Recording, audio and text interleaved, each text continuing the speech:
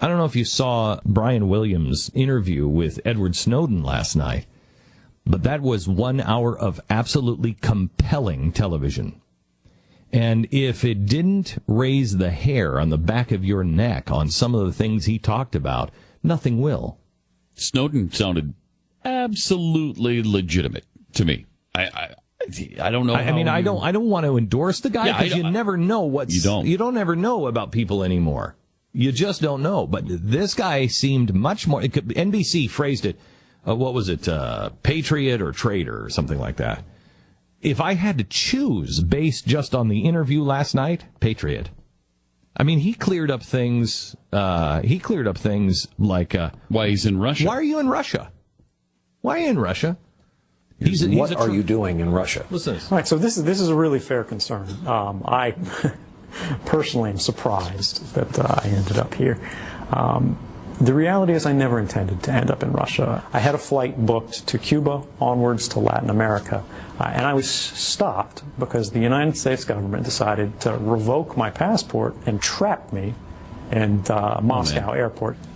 So when people ask, why are you in Russia? I say, please, ask the State Department. And then John Kerry comes out yesterday and basically calls this man a coward. Mm-hmm. Basically calls this man and says, why didn't he just come home? Well, I don't know, John Kerry. Why doesn't he just come home? Now, I will tell you that if I were him, I wouldn't come home because I know what this administration does and what this government does now to whistleblowers, which is something else that he covered last night. He was talking about, Brian Williams said, why would you expose all of this? Why wouldn't you just go through the system and blow the whistle? And he said, why don't you go ask the NSA if I did? Why don't you go and ask for the documents of all of the times that I said, warning, we can't do this. This is wrong. He said, I was responded to all of the times that I brought it up. Sit down and shut up. Sit down and shut up. Essentially. Don't ask these questions. Mm-hmm. Nobody wants to hear it. And he said, I did go ask for the documents. NBC did go ask for the documents. The NSA produced one document that shows that he did go to his superior and say, this is wrong. Here's what I found. This is unconstitutional. We should not do it. He claims there are many other documents that he did for over a several-year period. And NBC has filed a Freedom of Information Act to be able to get those. But they've substantiated some of what he said. Oh, yeah. So I mean, he's believable. I'll say that. And then there was that chilling part that turned our hair white. Well, yours was already there. But Thank you. Thank you. But Brian Williams handed him a phone that I guess they call a burner. It's a disposable sort of phone? So what it is a burner is, usually they're just these cheap cell phones. And what they're used for is like if you're a drug runner or something like that, something that you can use once and then throw away. So it's not connected to you. And when Brian Williams went over to cover the Olympics in Moscow, NBC gave him an iPhone, but a burner that was not connected to him. And they said, when you go over there, they are going to trace everything. They will have your whole life. So do not bring your electronics. Bring this cell phone instead. And he handed it to Snowden and said, tell me what people can do with the phone. NSA, the Russian intelligence service, the Chinese intelligence service, any intelligence service in the world that has significant funding and a real technological research team can own that phone the minute it connects to their network. As soon as you turn it on, wow, it can be theirs. They can turn it into a microphone. They can take pictures from it.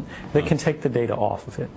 But it's important to understand that these things are typically done on a targeted basis, right? It's only done when people go, this phone is suspicious. I think it's being held by a drug dealer. I think it's being used by a terrorist. Can anyone turn it on remotely if it's off? Can they turn on apps? Did anyone know or care that I Googled the final score of the Rangers-Canadiens game last night because I was traveling here? I would say yes to all of those. They can absolutely turn them on with the power turned off to the device. That's pretty scary, but the thing about the Rangers game is also scary. You might say, does anybody really care that I'm looking up the score for the Rangers game? Well, a government or a hacker or some other nefarious individual would say yes. They're very interested in that because that tells a lot about you. First off, it tells you probably speak English. It says you're probably an American. You're interested in this sport.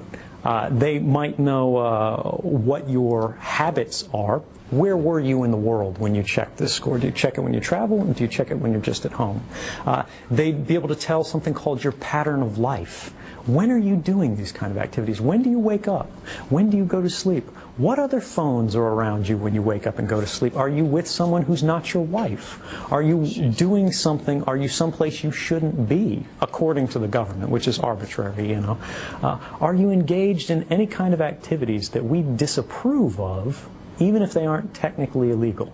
And all of these things can raise your level of scrutiny, even if it seems entirely innocent to you, even if you have nothing to hide, even if you're doing nothing wrong. These activities can be misconstrued, misinterpreted, and used to harm you as an individual, even without the government having any intent to do you wrong. The problem is that the capabilities themselves are unregulated, uncontrolled, and dangerous. Okay. All because I Googled Rangers Canadiens final score. Exactly. It was a pretty chilling thing, and what people don't want to think about is the president says that they're not spying on individuals, and that's not happening. Well, the president has said a lot of things aren't happening that are happening, and it's not just this president. It was George W. Bush as well, and it will be the next guy as well, unless we stop it. But here's one thing that I want you to really, truly think about and ponder. I know no one wants to think about the destruction of the United States of America, but if you don't think of the destruction of the United States of America, you're arrogant. Every country ends. Every system changes.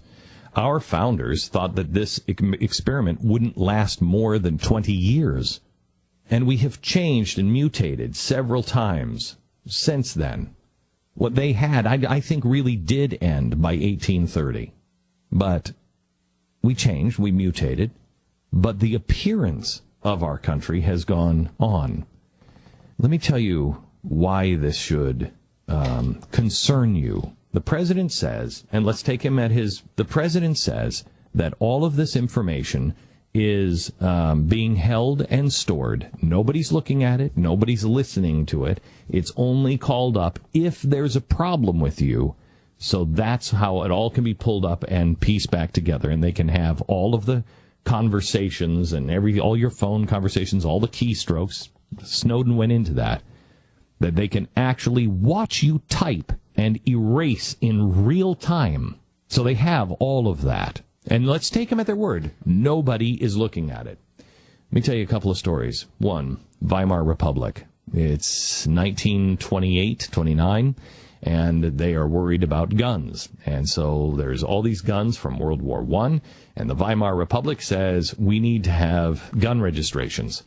And the people of Germany were very much against gun regulation. And the politicians convinced them that it's okay, nobody's going to use this information, nobody's going to come in and steal it, and this is what they were saying.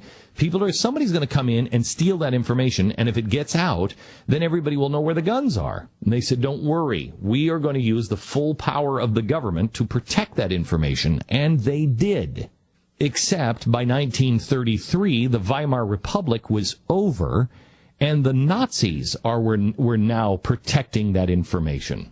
The same thing happened in reverse at the fall of the Berlin Wall, when all of the information that had been collected on all of the East German citizens, everyone had a file. Who knew what was in your file? When the wall fell down, the East Germans said, who's got my file? Where is my file? I want my file. What happened to my file? The file on me? Could we just have a little bit longer-term view and recognize let's just say that nothing happens to this government. Nothing happens, and we're all fine. And they continue to collect the information, and they never use it against any of us. Are you that sure of yourself and the stability of the world that you don't think in the next, say, 50 years, there's not a chance that someone comes and now a different group of people have control of the NSA vaults with all of the information that is being collected on your child at 10 years old right now? Are you telling me that when they're 40 and all of that information on them for 40 years has been stored, and that administration goes wrong, or whoever has charge of those data vaults, you're telling me that you're comfortable having your child's entire life, every keystroke, given over to someone else that you don't even know now? That's insane. That's really insane.